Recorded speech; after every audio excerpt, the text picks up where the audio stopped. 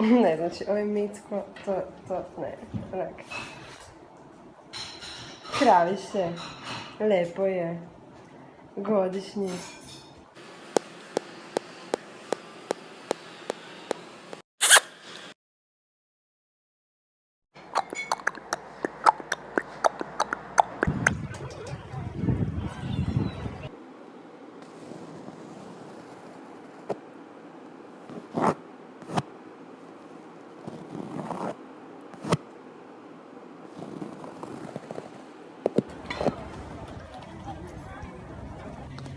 I naravno, kao i uvijek.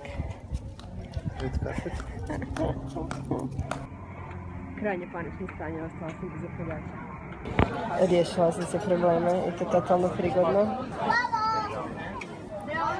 Danijelica bit ćeš zadovoljna, to je tuna. Ja mislim da je ovo super.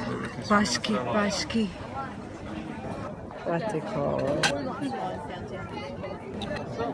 Mogu glasiti češće. Daily. Vatiko. O, mala begica. Gdje? Ja imam leteće flamingose, bumo rekli. Obilježavamo spektakl.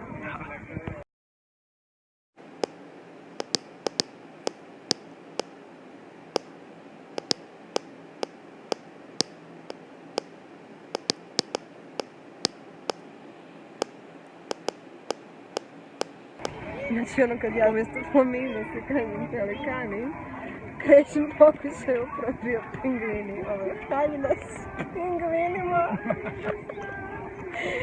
I onda se probaju spraviti u šakali. Ne, ali kuži da neki novi. Aha, da kreću pozma, to je pingu, a ne ovo.